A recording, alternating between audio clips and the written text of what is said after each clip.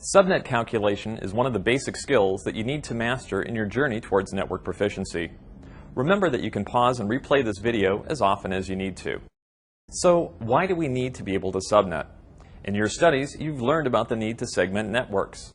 A large company may have several departments, and we can create a subnet or segment for each department. If the engineering department is sending a lot of data to computers within their own department, it doesn't affect the performance of the rest of the network. Each network segment needs to be its own subnet. The first thing we need is a block of IP addresses. Let's assume that we've been assigned a Class C address. A Class C address has a total of 256 possible hosts, which can be PCs, servers, printers, or even router interfaces. These host numbers range from 0 through 255. As you've learned, however, in a Class C address range, we can't use a 0 address. That's reserved for the network or wire. The network or wire address refers to all the IP addresses within the address range. The number 255 is reserved for the broadcast address.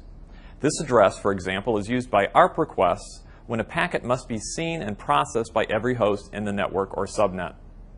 The subnet mask is used to indicate which bits are used for the network portion of the address and which bits are used for the host portion of the address.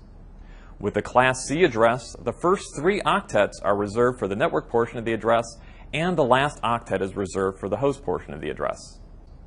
A subnet mask is structured in the same manner as an IP address. Both are 32 bits long and are represented by 4 dotted octets. Let's look at the structure of a Class C subnet mask. The default Class C subnet mask is 255.255.255.0. If we write that number out in binary, 255 is represented by 8 ones, so we have 8 ones in the first octet, 8 ones in the second octet, 8 ones in the third octet, and 8 zeros in the fourth octet. Remember that the first octet is reserved for the network portion of the address, the second octet is the network portion, third octet is network portion, and the fourth octet is used for the host portion. Another way to express the subnet mask is to indicate how many binary digits are turned on.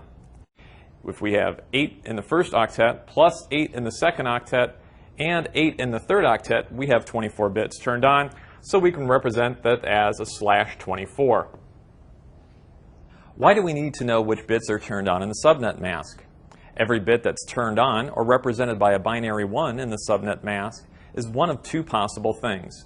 It's either part of the network address, or it's part of the subnet address.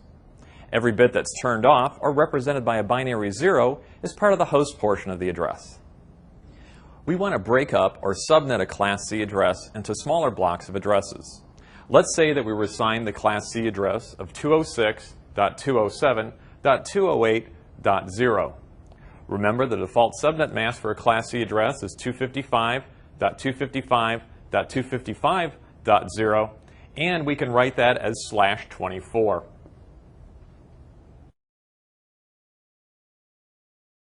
Here's our scenario. We have 4 offices located in 4 different cities.